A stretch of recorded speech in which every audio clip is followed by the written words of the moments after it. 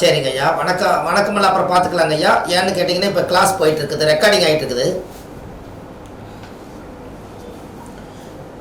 அப்போது அந்த ஜாதகத்தில் சிவனுடைய கோயிலில் சூரியன் திசை நடந்தால் சூரியன் என்பது சிவனாகும். அந்த சிவன் ஜாதக ரீதியாக சிவன் கோயிலில் போய் திருநூறு சந்தன குங்குமம்லாம் வச்சு கோயிலில் கொண்டு போய் பூஜை பண்ணி 48 நாள் நீங்கள் கருவறையில் வச்சுட்டீங்கன்னா அன்னையோட உங்கள் ஜாதகத்தில் இருக்கக்கூடிய கர்மம் உங்களை விட்டு போயிடும்.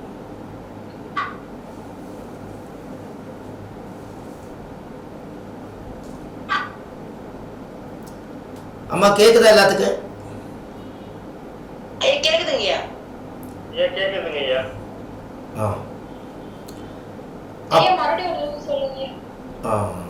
கொஞ்சம் இருங்க, எல்லாரும் உள்ள வந்துடுறாங்கன்னு நினைக்கிறேன்.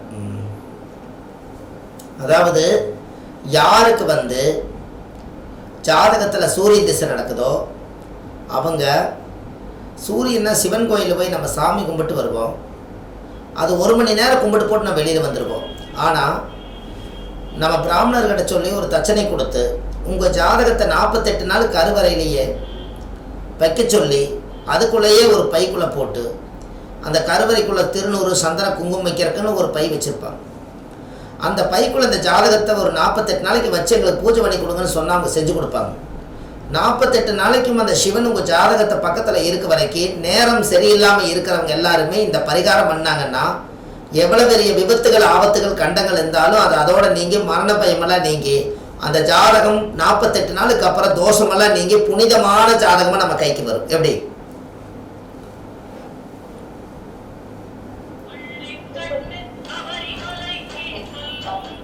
புரியுதுங்களா? அந்த காலத்தில் இந்த வேலையெல்லாம் அந்த காலத்தில் செஞ்சுருக்காங்க. நீங்களும் அதை செய்யலாம். இதே சந்திரன் திசை நடந்தால் பார்வதி தாயார் கோயிலை கொண்டு போய் 10 வருஷம் அந்த சந்திர திசை நடக்கிறனால நீங்கள் ஒரு 48 நாள் உங்கள் ஜாதகத்தை வச்சுட்டு வந்தால் நீங்கள் கருவறையில் நீங்கள் சாமியோட ஒன்றா குடியிருந்துட்டு இருக்கிறீங்க என்று பொருள். இதை செஞ்சீங்கன்னா 48 நாளுக்கு அப்புறம் மறுபடியும் உங்கள் ஜாதக சந்திர திசை ஃபஸ்ட் கிளாஸாக வேலை செய்யும். ஒருத்தருக்கு இந்த மாதிரி வித்தியாசமாக பரிகாரம் சொல்லுங்கள். செவ்வாய் திசை நடந்தால் செவ்வாய் என்பது 7 வருஷம். செவ்வாய் என்பது முருகன். நம்ம முருகன் கோயிலில் கொண்டு போய் எங்கே நல்ல சக்தி வாய்வு பூஜை நடக்குதோ அங்கே போய் நீங்கள் கொண்டு போய் மனசார அந்த கோயிலில் போய் 7 வருஷம் திசை நடக்கிறனால 48 நாள் இது பூஜையில் வச்சு கொடுங்கன்னு சொல்லி நீங்கள் ஜாதகத்தை வாங்குங்க. செவ்வாய் திசை அருமையாக வேலை செய்யும். அதே ராகு திசை 18 வருஷம். நீங்கள் ராகு என்பது திருநாகேஸ்வரம் போகணுங்கிறதே இல்லை. பிரசித்தி பெற்ற ராகு ஸ்தலம் எங்கிருந்தாலும் ராகுடைய காலத்தில் கொண்டு போய் உங்கள் ஜாதகத்தை கொடுத்து 48 நாள் கிளம்பிச்சு பூஜை பண்ணி நீங்கள் வாங்கினீங்கன்னா அந்த ராகுடைய அம்சம் உங்களுக்கு அப்படியே கிடைக்கும். பாதகமாக போயிட்டு இருக்கக்கூடிய தொழில் வாழ்க்கை பிரச்சனை எல்லாமே சாதகமாக மாறும். அப்போது செவ்வாய்க்கு அடுத்தது புதன் திசைக்கு பெருமாள் கோயிலை கொண்டு போய் 48 நாள் வைங்க. கேது திசைக்கு ஜீவசமாதியில் கொண்டு போய் நம்ம ஜாதகத்தை வைங்க. சுக்கிரன் திசை நடந்தால் ரங்கநாதர்கிட்ட கொண்டு போய் வைங்க. சுக்கிரன் என்பது ஒரு பெரிய ஒரு வெள்ளி கொலுசு வாங்கி யாரோ ஒருத்தருக்கு தானமாக கொடுத்துட்டு இந்த சுக்கிரன் என்பது வெள்ளியாக இருக்கிறனால ரங்கநாதர்கிட்ட கொடுங்க. ஸ்ரீரங்கநாதர் வெள்ளி, ஸ்ரீரங்கம் தான், பூர நட்சத்திரம் சுக்கிரனே. இப்படி நீங்கள் 9 திசைகளுக்குமே நீங்கள் கரெக்டாக கொண்டு போய் நம்ம கோயில் கருவறைக்குள்ளே ஏகப்பட்ட ரகசியம் இருக்குதுங்க. நம்ம ஜாதகம் உள்ளே போய் வெளியில் வந்தால் அன்றைக்கி ஒரு மாற்றம் நடக்கும். நீங்கள் செஞ்சு பாருங்கள், அது கட்டாயமாக இருக்கும். நீங்கள் சாமி கிட்ட சக்கரை பொங்கல் வாங்கி எங்கே உட்காந்து சாப்பிடுவீங்க? சாமியோட பிரசாதத்தை வாங்கி எங்கே உட்காந்து சாப்பிடணும்னு உங்களுக்கு தெரியுமா? கோயில் கருவறைக்கு நேர் எதுக்கால கொடிக்கம்பம் இருக்கும். கொடிக்கம்பத்துக்கிட்ட போய் எல்லாம் கும்பிட்டு போட்டு விழுந்து கும்பிடுவீங்க. அந்த இடத்துல தான் சாமியோட உயிர் சக்தி சேவாகுது. அந்த இடத்துல உட்காந்து பிரசாதம் சாப்பிட்டீங்கன்னா உங்கள் உடம்புல எல்லா கர்மாவும் நிவர்த்தியாகும். இப்போ உங்களுக்கு புரியுதுங்களா? பிரசாதம் எந்த இடத்துல உட்காந்து சாப்பிடணும்னு உங்களுக்கு தெரியுதா? அதுதான் தன்னுடைய கடன். நீங்கள் கோவில் அந்த கோவிலுடைய சக்தியை நீங்கள் உள்வாங்கணும்னா இந்த கர்மாவை நம்ம நிவர்த்தி பண்ணணும். இன்னும் சொல்லப்போனா உங்கள் ஜாதகத்தை நீங்கள் எடுத்து காலையில் எடுத்து பௌர்ணமி அன்னைக்கு அமாவாசை அன்னைக்கு உங்கள் தலையை 9 தடவை சுற்றுங்க. உங்கள் தலையை 9 தடவை சுற்றுங்க. சுற்றி பூஜை ரூமில் கொண்டு போய் வைங்க. அந்த மாதம் எப்படி இருக்குன்னு பாருங்களேன். இது என்ன காரணம் சொல்லுங்க பார்ப்போம்.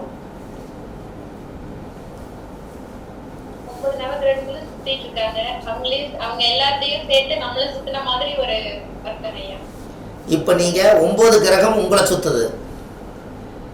9 கிரகம் நீங்கள் சுற்றலினால் அது உங்களை சுற்றுது. ஆனால் உங்கள் ஜாதகத்தில் இருக்கிற கிரகம் வேலை செய்துன்னு நீங்கள் 9 கிரகத்தை சுற்றி இருக்கீங்களா? இல்லை. அப்போது நம்ம ஜாதகத்தில் இருக்கிறத நம்ம தலையெழுத்தே நம்ம ஜாதகம்னு சொன்னீங்கல்ல, அந்த தலை எழுத்து. அப்போ ஜாதகங்கிறது எழுத்து, தலை என்பது தலை, ஜாதகத்தில் இருக்கிறது எழுத்து. தலை எழுத்து, தலையை 9 தடவை சுற்றுங்க. தலை எழுத்து உங்களுக்கு எல்லாம் சரியாகும். என்னைக்காவது ஒரு நாள் இதை செஞ்சுக்கிறீங்களான்னு பாருங்க. கண்டிப்பாக செஞ்சிருக்க மாட்டீங்க. கரெக்டுங்களா?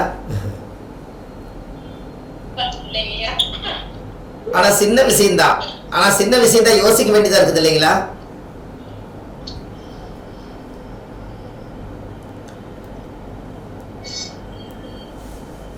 அம்மா அப்படித்தானுங்களா?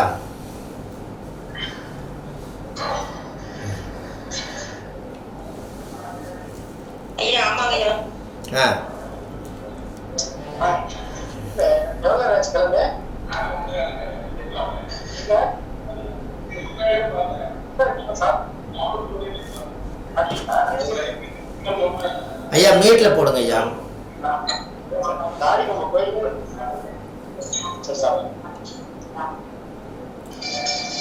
ஐயா கொஞ்சம் மீட்டில் போடுங்க.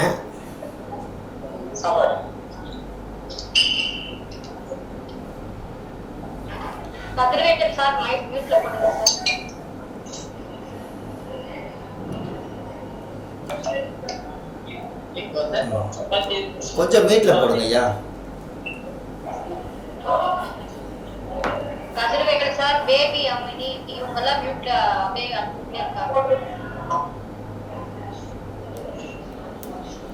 ஆமா, கொஞ்சம் மீட்டை மட்டும் எடுத்துருங்க ஐயா. மீட்ல போட்டுருங்க ஐயா. சவுண்டு ஓவரா வருது.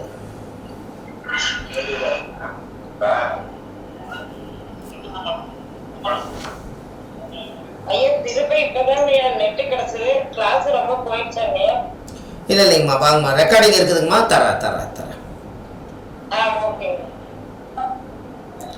நீங்கள் உங்கள் வாழ்க்கையில் என்னைக்காவது சூரிய திசை உங்களுக்கு ஜாதகத்தில் சூரிய திசை நடந்தால் சிவன் கோயிலில் பூஜை பண்ணி அந்த திருநூறு வச்சுருப்பாங்க. அந்த திருநூறை வாங்கிட்டு ஒரு நாள் ஞாயிற்றுக்கிழமை அன்னைக்கு சூரியனுடைய நாள் அன்னைக்கு திருநூறில் ஒரு குடம் கலக்கி அபிஷேகத்தை கலக்கிற மாதிரி கலக்கி அந்த சூரிய திசை நடந்ததுக்கப்புறம் அந்த திருநூறில் ஒரு நாள் நீங்கள் தலைவலியாக ஊற்றி ஒரு நாள் திருநூறில் உங்களையுமே நீங்கள் அபிஷேகம் பண்ணி நீங்கள் குளிச்சு பாருங்கள். உங்கள் வாழ்க்கையில் ஒரு மிகப்பெரிய ஒரு மாற்றம் நடக்கும். குழந்தை பாக்கியமே இல்லாமல் இருக்கிறவங்க 16 நாள் சந்தனத்தில் குளிச்சாங்கன்னா அவங்க சீக்கிரமாக கன்சீவ் ஆயிடுவாங்க. எப்படி?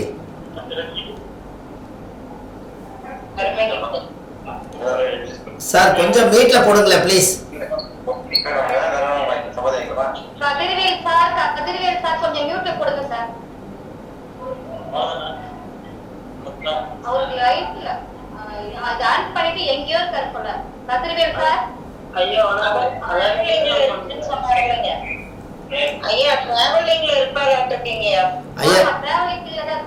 ஐயா நீங்க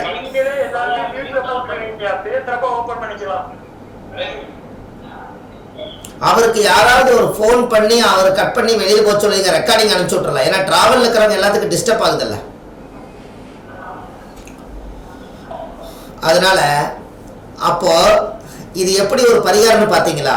யாருக்கெல்லாம் குழந்தை பாக்கியம் தாமதமாக இருக்குது, எனக்கு ஒரு நல்ல வாழ்க்கையில் ஒரு குழந்தை கிடைக்காதான்னு நினச்சிட்டு இருக்கிறவங்க ஒரிஜினல் சந்தனம் சின்ன சின்ன கட்டையாக ஒன்று காதியில் வாங்கி சந்தனத்தை நல்லா அரைச்சி 16 நாள் சந்தனத்தில் கண்டிப்பாக குளித்தாங்கன்னா சந்தனம் ப்ளஸ் சந்தானம் பாக்கியம் கிடைச்சிரு. எப்படி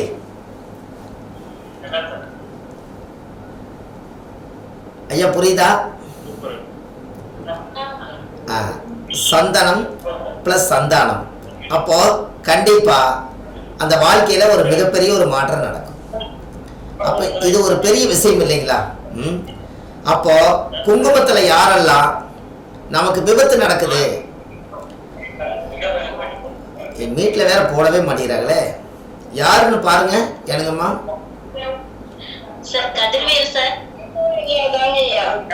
அவங்க நம்பர் இருக்கா?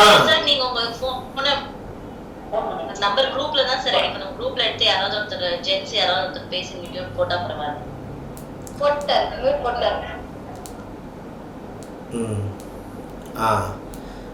ரைட். அவங்க ஏதாவது வெளியில் போகிறவங்களாட்டு இருக்குது. சரி ரைட். அதனால் யாருக்கெல்லாம் விபத்து நடக்குதுன்னு நினைக்கிறீங்களோ, எனக்கு ஏதாவது ரத்த காயம் நடக்க போகுது, என்னோடய வாழ்க்கையில் நான் ஏதாவது ஒரு வழியில் ஏதாவது ஒன்று ஆயிரணும், எனக்குன்னு ஏதாவது ஒரு தற்கொலை எண்ணம் வந்துடுமோ, எனக்கு ஏதாவது ஆயுதத்தால் தாக்கிடுவணும் அப்படின்னு ஏதாவது நீங்கள் நினச்சிங்கன்னா, ஒரு குங்குமத்தை வாங்கிட்டு வந்து கரைசி ஒரு குடத்துல ஊற்றி ஃபஸ்ட்டு குங்குமத்தை தலைவலியாக ஊற்றிட்டு உங்கள் கண்ணாடியில் நீங்கள் பாருங்கள், ஒரு பெரிய அதிர்ச்சி ஆகும். அதுக்கப்புறம் நீங்கள் குளிச்சுக்குங்க. உங்கள் உடம்புல ரத்த காயம் வர வேண்டியது எல்லா தோஷமும் அந்த குங்கும சிவப்பு குங்குமத்தோட அந்த ரத்த தோஷம் அதோட நிவர்த்தி ஆகும். எப்படி வருமுன் காண்பது பரிகாரம்.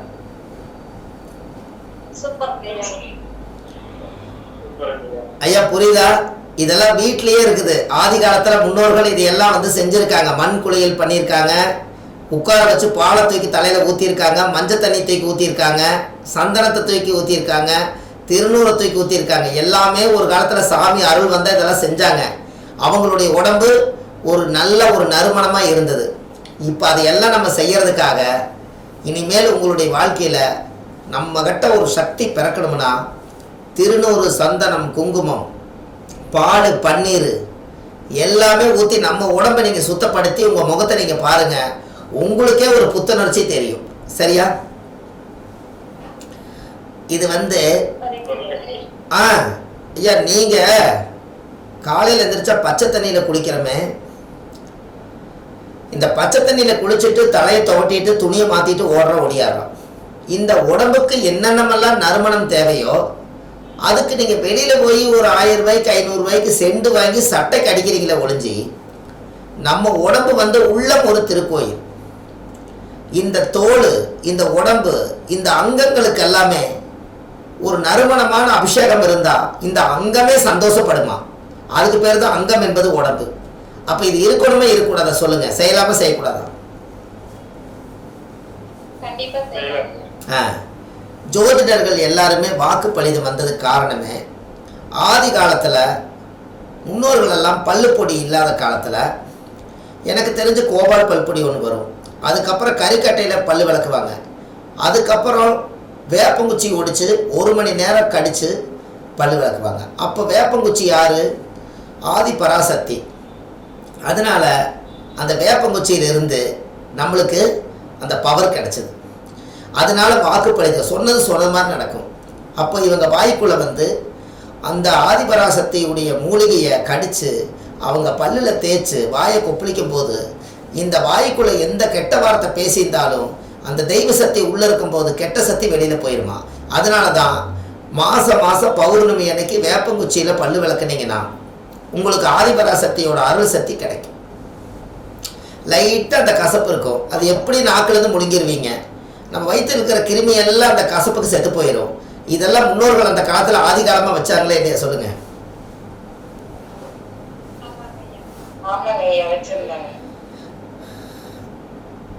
அப்போ அந்த ஜாதகத்தில் அந்த முன்னோர்களுடைய கர்மா நிவர்த்தி ஆகணும் அப்படிங்கிறதான்.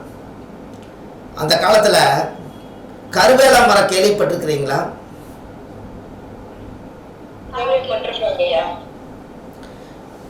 யாராவது 7.5 செடி என்னங்க?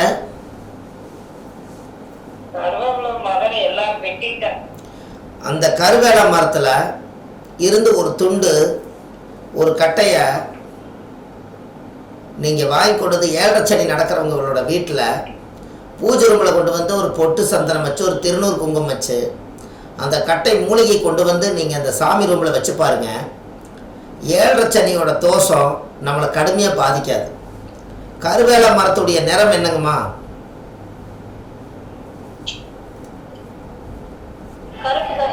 கருப்பு. 7.5 சனியோட நிறம் என்ன?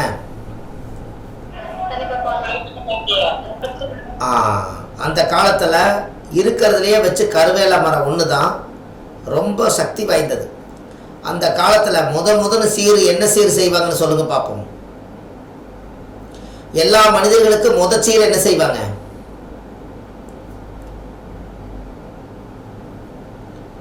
காது குத்துவாங்க. கரெக்டுங்களாமா?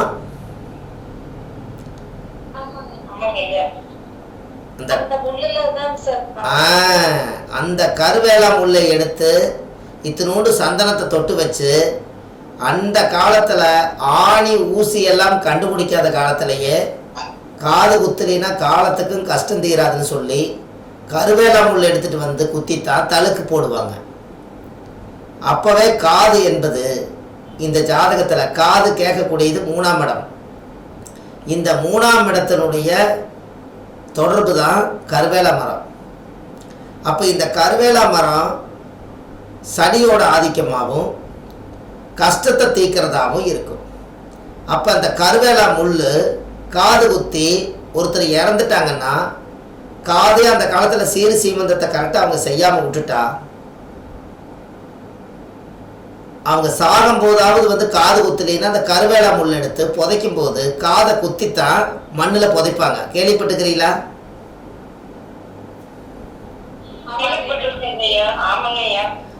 காதை குத்தி அந்த ஓட்டை போட்டு வெளியே அந்த முள் வெளியே வந்துடும். அதுக்கப்புறம் தான் புதைப்பாங்க. அப்போது அந்த கருவேலா மரத்தில் இருக்கக்கூடிய மூலிகை 7.5 சனி தோஷத்தை நிவர்த்தி பண்ணும். அதனால தான் அந்த காலத்தில் என்ன பண்ணுவாங்கன்னா கூரைச்சாலையாக இருக்கும்போது வீடு வந்து ஓலைகள்லாம் மேயும் போது கருவேலா மரத்தை போய் வெட்டிட்டு வந்து ஒரு மரத்தை நீட்டமான மரத்தை முள்ளெல்லாம் செதுக்கி கருவேலா மரத்தில் மேலே வந்து முகுட்டில் வந்து ஒரு சாலை போடுறதுக்கு ஒரு மரத்தை உள்ளே வச்சு விட்ருவாங்க. அந்த சாலை அந்த வீட்டுக்குள்ளே கருவேலா மரத்தில் ஒரு மரத்தில் வந்து இருக்கும். அந்த மரத்து மேலே ஓலை இருக்கும். அப்போ வீட்டுக்குள்ளே கருவேல மரம் வீட்டுக்குள்ளே இருந்தால் அந்த குடும்பத்தில் யாருக்கு 7.5 சனி அஷ்டம சனி எது நடந்தாலும் அவங்களுக்கு நடந்ததும் தெரியாது, போனதும் தெரியாது, வந்ததும் தெரியாது. அதுக்கு காரணம் அந்த கருவேளான் கரு அப்படிங்கிற சனி தோஷம் இயற்கையாகவே அந்த காலத்தில் 7.5 சனினா என்னன்னு தெரியாமல் அவங்க வாழ்ந்துட்டு போனது காரணமே இந்த மூலிகை தான் சாட்சி. அப்போ எப்படியெல்லாம் முன்னோர்கள் யோசிச்சு வச்சிருக்கிறாங்கன்னு பாருங்க. எல்லாமே கேள்விப்பட்டிருக்கோங்கய்யா. ஆனா இதெல்லாம் நாங்க யோசனை பண்ணவே இல்லை, அப்படியே விட்டுட்டு மறந்துட்டோம். ஆனா நீங்க இப்ப எடுத்து சொல்லும் போது இதெல்லாம் தெரியுது. ஞாபகப்படுத்துறதுக்கு நன்றிங்கய்யா.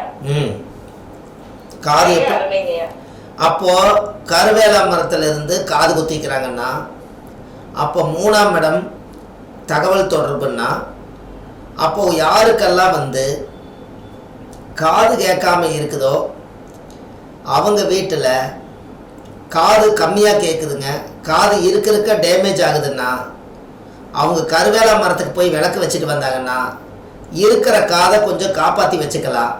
நல்ல தகவல் தொடர்பு வர்றதுக்கு கருவேலா மரமே சாட்சி. எப்படி?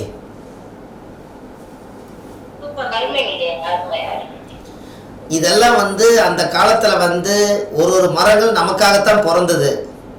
நாமளும் அந்த வழியில தான் போனோம்.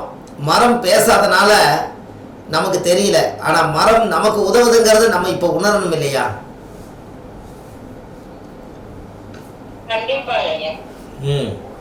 அப்போ அந்த மூலிகை அவ்வளவு பெரிய சக்தி வாய்ந்த மூலிகை. இன்னைக்கு சாதாரணமாக தேடினா கூட சாதாரணமாக ஒரு குளத்தில் பார்த்தீங்கன்னா அந்த கருவேலா மரம் இருக்கும். இப்போ பாருங்க கண்ணில் அது கிடைக்கிறது அதிசயமா இருக்குது. இப்போ நம்ம சொன்னோன்னே அது பார்க்கணும்னு எண்ணம் இருக்குது, ஆனால் எங்க இருக்குன்னு தெரியல.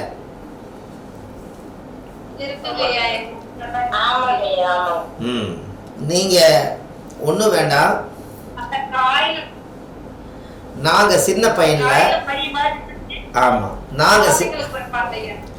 நாங்கள் சின்ன வயசில் இருக்கும்போது பனையோலையை கட் பண்ணி அந்த காத்தாடி செய்யறதுக்காக கருவேலா முள் எடுத்து அதில் பிடிச்சிக்கிட்டு ஓடணும்னா காற்றுல சுற்றும்.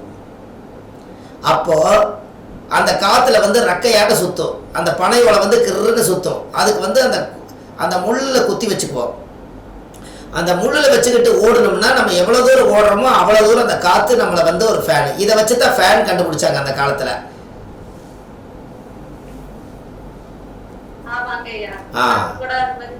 நம்ம கையிலேயே முள்ளை குத்தி முள்ளு கொனையில வச்சுக்கிட்டோம்னா இங்கிருந்து ஓடுனீங்கன்னா அந்த ரெக்கை சுத்துது. அப்போ ஒரு ஓலை சுத்தினாலே ரவுண்ட் அடிக்குது, 2 ஓலை குறுக்க போட்டு சுத்தினா ரவுண்டாக இன்னும் வரும்னு சொல்லி இதை பார்த்து தான் அந்த காலத்தில் பறவை கண்டு விமானம் படைத்தாங்கிற மாதிரி காது இந்த விசிறி வந்தது காரணமே, இந்த ஃபேன் சுற்றுனது காரணமே சின்ன பசங்க சின்ன குழந்தையில விளையாண்டதான். அப்போ இங்கிருந்து ஒரு பிரச்சனை எடுங்க. அப்போ புதன் என்பது காற்று ராசியா? அப்போ புதன் என்பது காற்று. அப்போ புதன் என்பது என்னாச்சு? கருவேலா முள். அதுக்கு அடுத்தது அனுசம் வந்து பனையோலை. அப்போ பனையோலையை அந்த காலத்திலேயே இயக்கி காத்தாடி செஞ்சு நம்மளே போயிருக்கிறோம்னா அப்போது காத்தோட்டமாக வாழ்ந்து ஆரோக்கியமாக ஆயுசு 100 வாழ்ந்தாங்கன்னு சொன்னது காரணமே இந்த காத்தோட்டமாக ஆயுசுங்கிறதே வந்து இந்த அனுசமும் புதனுங்கிறது காத்துன்னு தானே கரெக்டாக கனெக்ட் ஆகிருக்குது. அப்போவே பாருங்க கிரகத்தை எடுக்க முடியுதா இல்லையா?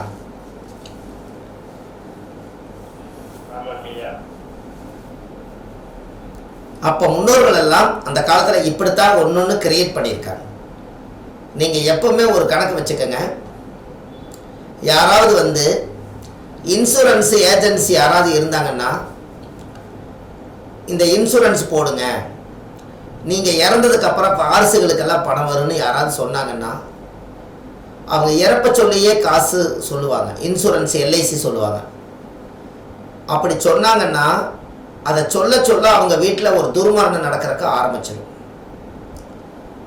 என்ன சொல்லி அவங்க வாங்குவாங்கன்னா, நீங்கள் படம் போட்டுக்கிட்டே இருங்க, 3 வருஷத்துக்கு அப்புறம் 4 வருஷத்துக்கு அப்புறம் இவ்வளோ தொகை வரும், அப்புறம் நீங்களே இறந்ததுக்கப்புறம் உங்களுக்கு பின்னாடி வாரிசுக்கு பணம் வரும் அப்படிங்கிறத, நீங்கள் இறந்துருவீங்க, நீங்கள் இறந்ததுக்கப்புறம் வருங்கிறத இந்த 8ஆம் பாவத்தை இவங்க இயக்குவாங்க.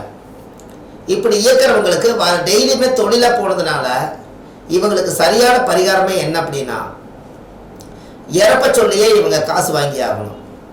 அதுக்கு உண்மையான பரிகாரம் என்னன்னா, இறந்த அனாதிபாடியை அடக்கம் பண்ணுறதுக்கு வருஷத்துக்கு ஒரு முறை இவங்க ஒரு 2000-3000 ரூபாய் பணம் கொடுத்து ஒரு கோடி துணி வாங்கி அது மேலே போட்டு வந்தாங்கன்னா இந்த வருஷம் இந்த மரணத்தை சொல்லி சம்பாரிச்சு துர்மரணம் அந்த குடும்பத்தில் நடக்காமல் இருக்கிறதுக்கு இது சரியான ஆதிகால பரிகாரம். எப்படி?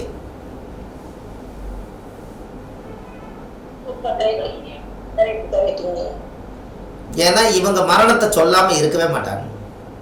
இவங்க மரணத்தை சொல்லுவாங்க. அப்போ மரணத்தை இவங்களே சொல்கிறாங்களே, மரணத்தை இவங்க கூப்பிடுறாங்க. அப்போ நாளைக்கு அவங்க வீட்டில் ஏதாவது துர்மரணங்கள் நடக்காமல் இருக்கணும்னா அந்த குடும்பத்தில் ஒரு அனாதி பாடி அடக்கம் பண்ணுறதுக்கு இவங்க ஏதாவது ஸ்பான்சர் பண்ணாங்கன்னா இந்த ஆத்மா நம்மளை வாழ்த்த நம்ம குடும்பத்தில் துர்மரண தோஷம் வராது. எப்படி? ஒரு தொழிலுக்கு ஒரு பரிகாரம் ரகசியமாக இருக்கா இல்லையா சொல்லுங்க. அப்போ 8ஆம் பாவங்கிறது இன்சூரன்ஸ்ன்னு சொன்னீங்க. அப்போ யார் ஜாதகத்துல எல்லாம் 8ஆம் பாவம் ஒருத்தர் கெட்டிருக்குதோ அவங்க இன்சூரன்ஸ் போடக்கூடாது. யாருக்கெல்லாம் 8ஆம் பாவம் நல்லா இருக்குதோ அவங்க தான் போட்ட பணத்தை திருப்பி வாங்க முடியும். அப்போ ஒரு ஜாதகத்தில் 8ஆம் இடம் மாங்கலி ஸ்தானம் நம்ம இயற்கையாக சொல்கிறோம். 8ஆம் இடம் என்பது உயில். 8ஆம் இடம் தான் உலகத்தில் சம்பாரித்து வச்ச ரகசியத்தை கவுண்டிங் பண்ணுறது. அதனால 8ஆம் பாவம் ஒரு மனிதனுக்கு கெட்டுருச்சுன்னா அவங்களோட வாழ்க்கையில் அந்த இன்சூரன்ஸினாலேயே அவங்களுக்கு பிரச்சனைகள் வரும். அதே போல் யாருக்கெல்லாம் புதன் நீசமாக இருக்குதோ அவங்க செக் புக்கில் முதலே கையெழுத்து போட்டு வைக்கக்கூடாது. என்றைக்கு இருந்தாலும் ஒரு நாள் எத்தனையோ லட்சம் ரூபாய் இவர் போட்டுக்கிறாருன்னு பேங்கில் போட்டு ஏதாவது ஒரு பண்ணி நம்மளுக்கு பெரிய ஒரு விபத்தில் கொண்டு போய் விட்டுரும்.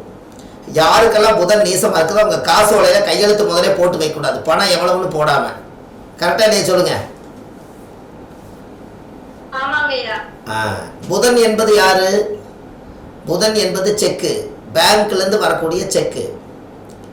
இந்த புதனுக்கு நீங்கள் முதலே வந்து உங்கள் பேரை நீங்கள் போட்டு வச்சிட்டிங்கன்னா எப்போ ஒரு சில கம்பெனிகளில் இது நடக்கும் பாருங்கள்.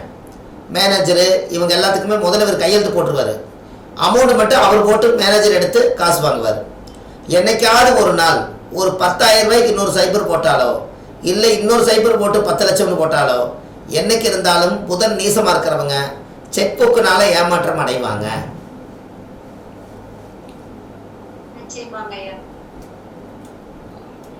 அதே போல் எங்கேயாவது வந்து புறா நோட்டு பத்திரம் டாக்குமெண்ட்டு சும்மா கையெழுத்து வாங்கிட்டு அந்த ஸ்டாம்ப் பேப்பர் மேலே கையெழுத்து போட்டு ஒரு 5 லட்சம் 10 லட்சம் வாங்கினதுக்கு டாக்குமெண்ட்டை வாங்கிடுவாங்க. கடனெல்லாம் அடைச்சதுக்கப்புறம் நீங்கள் அந்த டாக்குமெண்ட்டை வாங்கி கையோடு அங்கேயே கிழிச்சு போட்டுறணும்.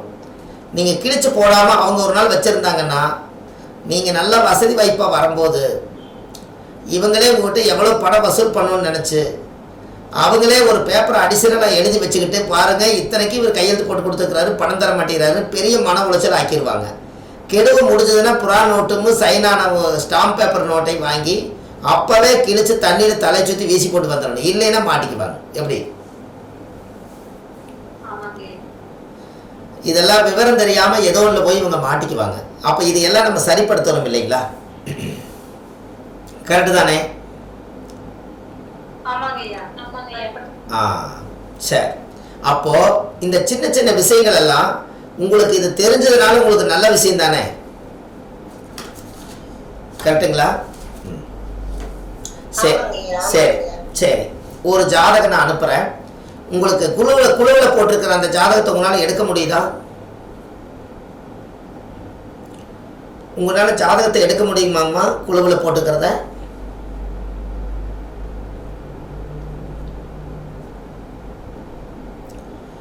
அம்மா எல்லாத்துக்கும் கேட்குதா?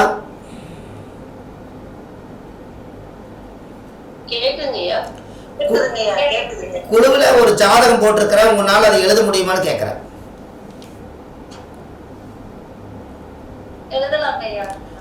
ஒரு நிமிஷம் எடுங்க. ஒரு 2 நிமிஷம் எழுதுங்கம்மா. அதாவது 8/9/1967 போட்டுக்குங்க. சுவாதி நட்சத்திர துளாராசி சிம்ம லக்னம். அந்த ராசி கட்டத்தில் இருக்கிறத மட்டும் எழுதுங்க. ஒரு 2 நிமிஷம் மட்டும்.